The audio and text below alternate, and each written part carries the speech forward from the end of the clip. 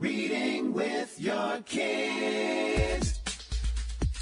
Hola, ni hao, konnichiwa, assalamu alaikum, shalom, mahaba, moni muli wanji, namaste, jambo, bienvenidos. Hi, my name is Jedley, and this is the Reading with Your Kids podcast.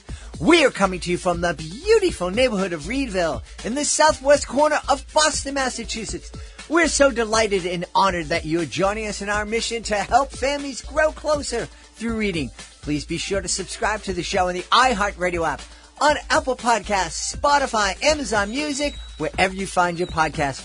Our guest today is Karla Arenas Valenti. She is here to help us celebrate Hispanic Heritage Month by telling us all about her beautiful middle grade novel, Loteria. Bienvenidos, Karla. Thank you. That's a great welcome. Really happy to have you on here. Hey, tell us all about Loteria. So, Loteria is a book coming out September 7th. So, anybody who is interested in middle grade novels based in Mexico that deal in interesting philosophical themes should take a look at it. The brief summary, I guess, if I had to describe it as such, is that it's a philosophical discourse packaged as a middle grade adventure. The question at the heart of the story is one of free will.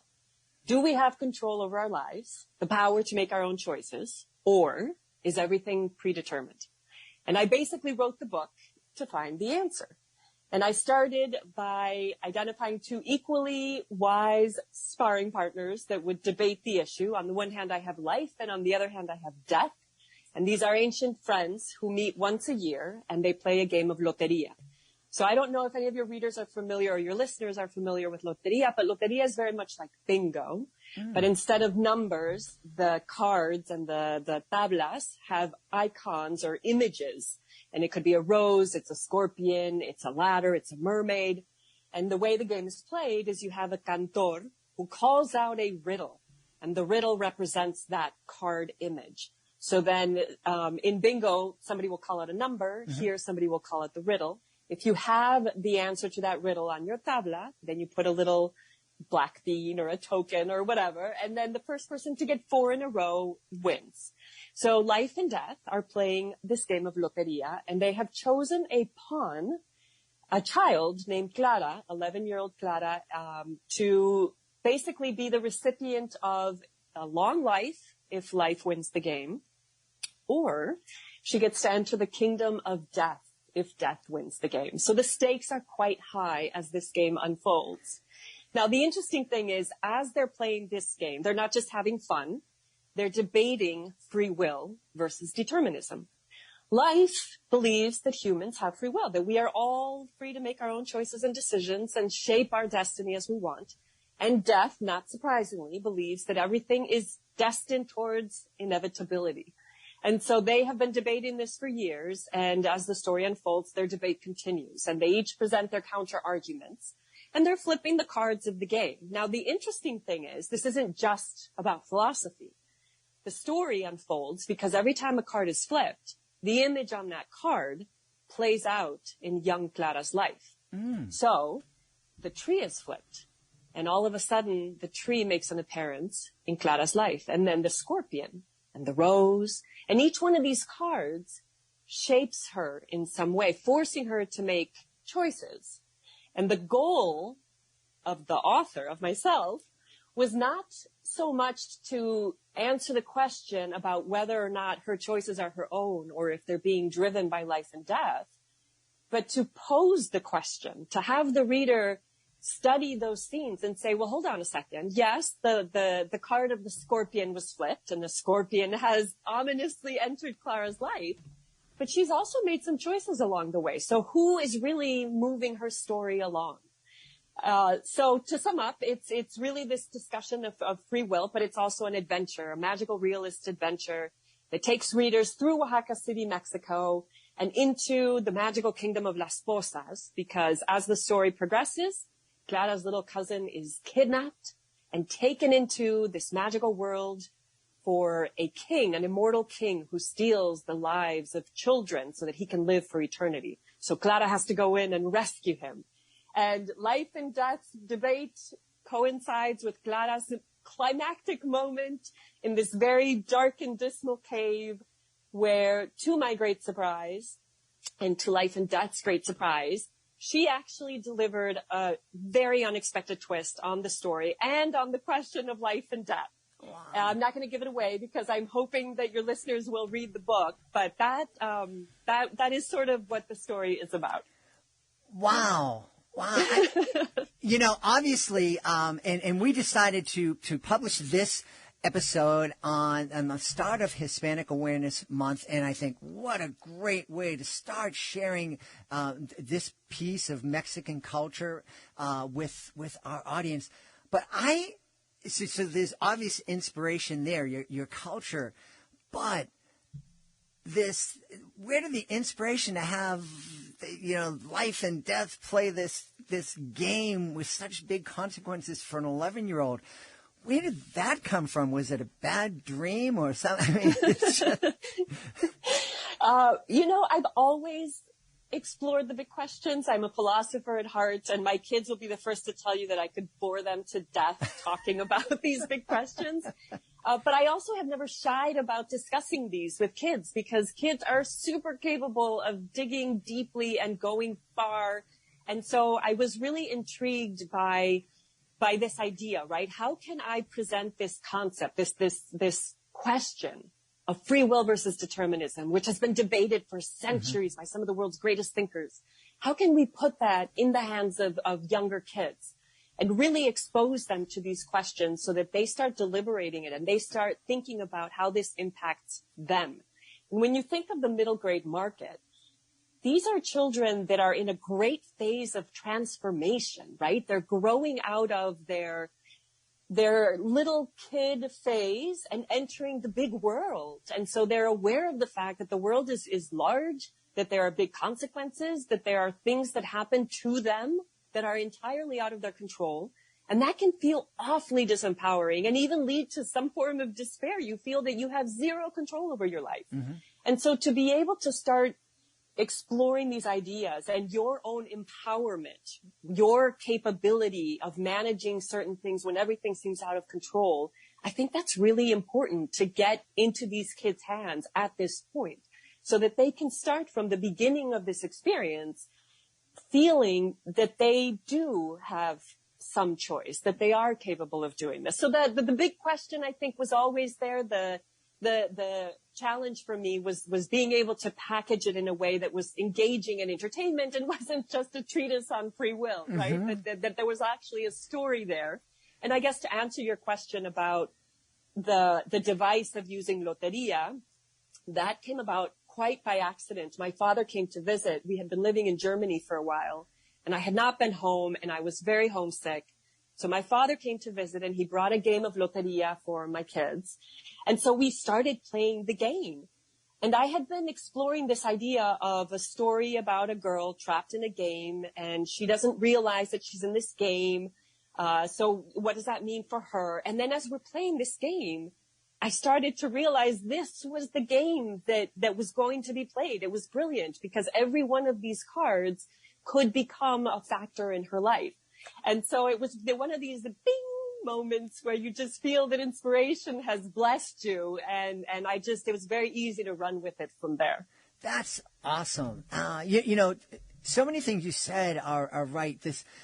The middle grade age is such a difficult age for kids. A lot is going on. I think one of the things that's happening with kids in that age is it's a point in their life when they realize that they don't know a lot of stuff and they think everybody else knows everything. And so one of their main jobs becomes trying to fake it and try to make everybody think that they know that they know it all, and they don't really know anything. Absolutely. And to add to that, when you think of our capital S story, our life narrative, who we are or how we think of ourselves, that emerges from a specific context, right? A specific background or experiences that defines us. But to realize that you don't have to be limited by that context, that you are able to put on a different lens or perspective through which you can see yourself, that's invaluable.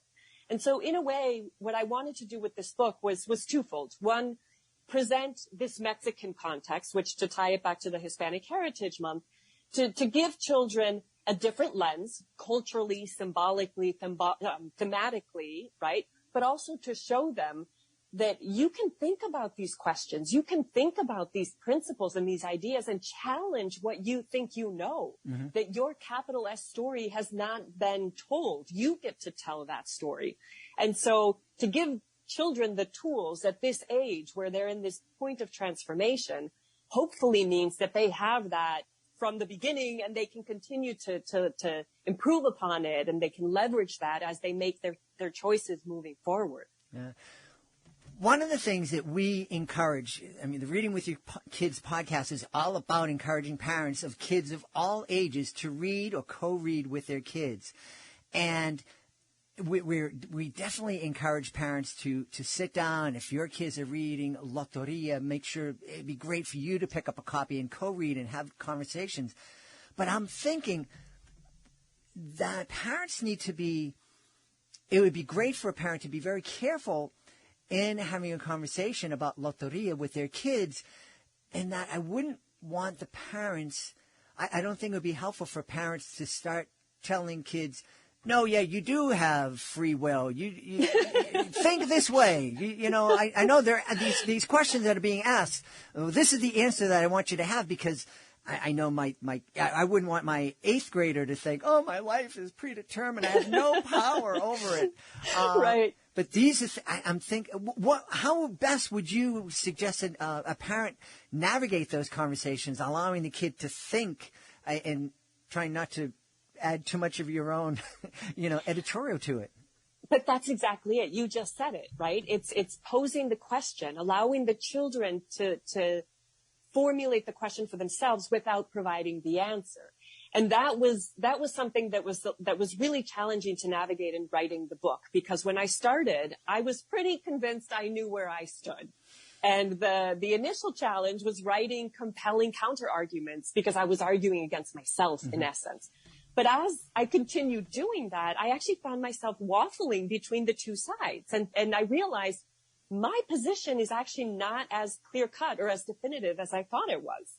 And so in the end, my objective as the author wasn't to provide an answer. It wasn't to say, yes, there is free will, or no, there isn't. It was to encourage readers to ask the question, to research, to look into it, to explore what that means for them. And so for the parents and the families that are reading these books, the teachers, the educators, librarians, I love librarians, the goal is empowering children to think about the questions. You may not find an answer. We may never know. And that doesn't matter. What matters is that you've developed the ability to actually question, that you're exploring, where is this question coming from? Why do I believe this? Is there another way to think about this? And so when I presented my 2 sparring partners, I made sure that they always debated respectfully, that they always addressed the point that was made and presented a valid counter argument, right? But it wasn't ever conclusive. So that is the one way to approach the free will versus determinism question is that way, right? We're not giving you an answer. We're inviting you to think about it. The book itself actually comes with a number of reading questions, or a reader's guide, that families can use to explore some of these topics in further detail, including, for instance, the symbols and the different thematic elements that were built into the story to convey ideas of freedom or entrapment. And it can be something as simple as opening a window or shutting a window, and the effect that has on the reader, that the different choices that are made and how those choices may or may not have led Clara to her ultimate destiny. And in the end, if you really go through that exploration, you realize there is no answer. And that's okay. That's perfectly okay. And I have a few other ideas for families if you want me to go down that path. Absolutely. Okay. So one of the things that I invite families to do as they read this book, especially if you're reading it during the Hispanic Heritage Month, the book is set in Oaxaca City, Mexico. And Oaxaca City is a very uniquely Mexican place. It combines the ancient Mexico, the pre-colonial Mexico, with a very modern and contemporary feel. And so I worked very hard to build all that into the setting itself. So it'll be fun for families to read the book because it takes place entirely in Mexico. And so that's a fun way to sort of compare differences and similarities from food to traditions to music to how things are described to some of the familial things that Clara and her family do versus how we might do them here in the States. Another fun thing would be playing the game of Loteria, right? So one activity that I have for schools and for students is to create your own little Loteria set.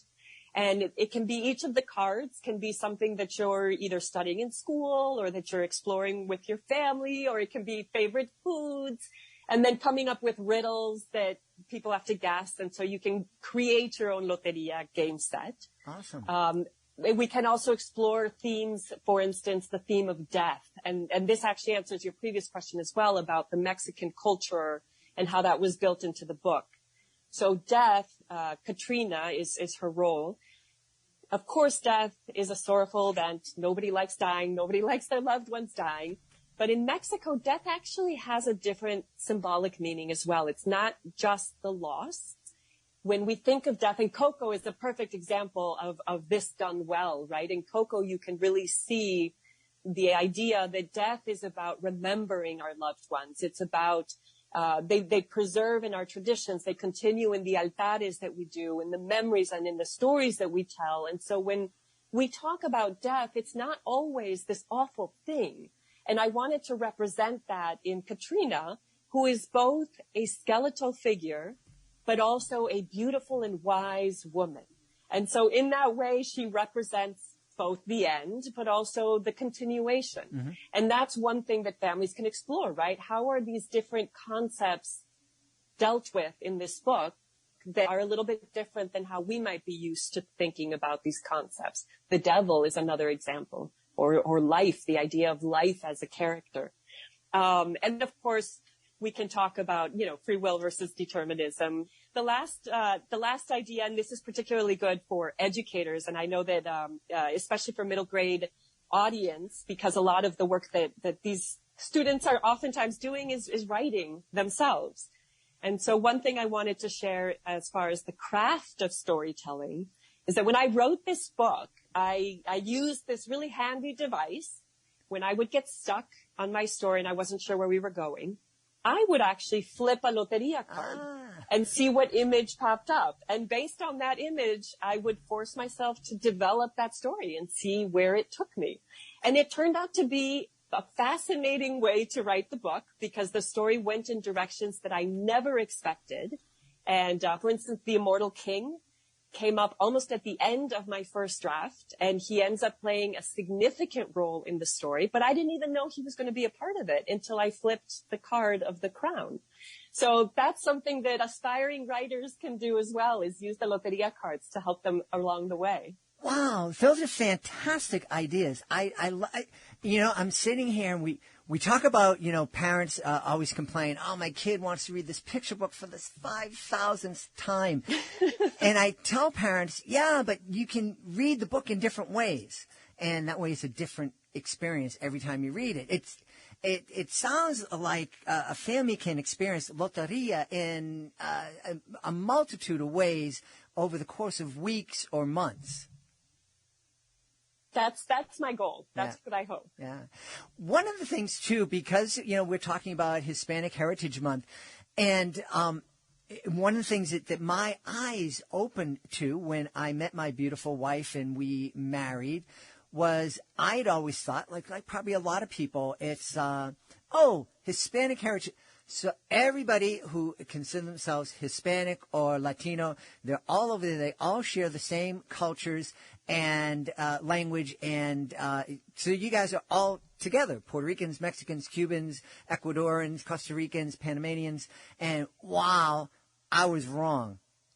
The word Hispanic and Latino, that culture, it's incorrect to say Latino culture because it's actually Latino cultures.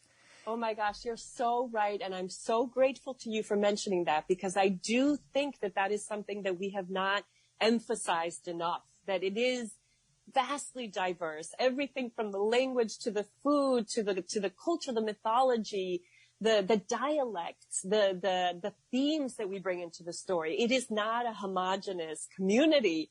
Within it, there's just so much diversity. And so you're so right to point that out. And I'm grateful that you have. And I in this case, my culture is Mexico, right? Mm-hmm. And so I am writing from Mexico, and I would never presume to assume that this is the same as it is for your wife. You know, Puerto Rico has its own completely different culture. And of course, we'll have similarities, mm-hmm. and there are themes, I think, that we see that translate across a broad swath of these communities. But every one of them is very different, which is great, right? Yeah. It allows us to really go very deeply and explore the impact that all of these different peoples have. Yeah. Yes. And that's one of the reasons we want to celebrate Hispanic Heritage Month and remind people that it is the Hispanic and Latino cultures. It's a beautiful rainbow. The same is when we talk about Asian cultures. It's a rainbow, and it's beautiful. And I know that I've just loved being having a VIP membership into part of the Latino cultures, and all the different Latino cultures that I've had a chance to explore has been wonderful, and I just love it. And so this is, sitting down and reading Loteria is a great way to kick off Hispanic Awareness Month. And I want to encourage everybody to, start in learning about Mexico, but also go out and search for some books about Peru and Chile and Brazil and Puerto Rico and the Dominican Republic and all those other amazing cultures. Since I have you, can you think of, are there one or two books that you could suggest people check out? Actually, I'm going to give you a website that great. Has not all the books, but it has a whole plethora of wonderful Latinx writers. It's called Las Musas, LASMUSAS, the Muses, basically. And it's a collective of children's writers from all ranges and backgrounds, and it's picture books, chapter books, middle grade novels, and YA. So all the kidlit literature in one place, lots of good books, lots of resources. There are authors, there are illustrators, there's just so much good stuff there for anybody who's interested in really digging deeper into the Latinx and Hispanic literature. Yeah, and we don't need to limit our exploration of Hispanic cultures to 1 month, or Asian culture to 1 month, or Black history 1 month. This is, one of the beautiful things about our family is we celebrated different cultures all year long, every year, and it's just, especially now in the time of coronavirus when we can't be visiting places, and, this is a great way to sit down and just travel around the world with our kids. You took the words out of my mouth. That's exactly what I was going to say. We cannot travel now, except we can lose ourselves in these books, and it's a wonderful opportunity. Yeah.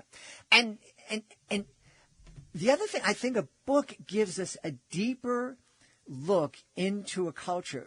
I know one of the things that I never travel to a resort, because the only thing, if I go to Costa Rica and I go to a resort, I'm just going to be hanging out with other Americans and people from the UK and speaking English and, eating American food. Maybe there's some Costa Rican food mixed in, but I'm just going to go to it's like a theme park.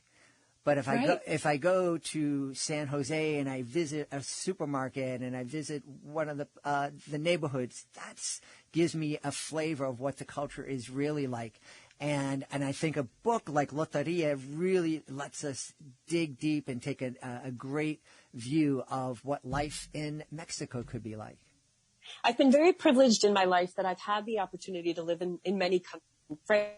France and most recently in any time, exactly what you said. We've shied away from immersing ourselves into our quote unquote native community, right? It would be, whether it's the American community or the Mexican community, and really integrating into the culture and community that we have come to live in.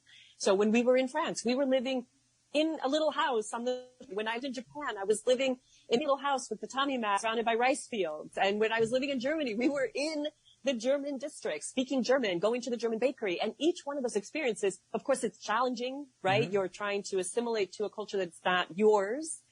But in each case, we're so much more enriched for that effort and so much more rewarded with eye-opening experiences. Going back to the point of that story, the capital S story, all of those lenses allowed us to reshape the story of who we are, mm-hmm. expanding the boundaries of it to incorporate these other cultures.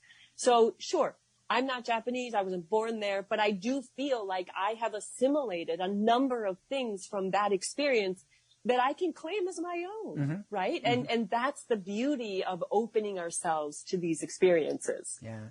And Karla hasn't shared with you the most exotic place that she did live, which was the beautiful city of Boston. Yep. I loved living in Boston. I loved it. That's awesome. Well, Karla, I know people are going to want to know where they can go to find out more about Loteria and find out more about you.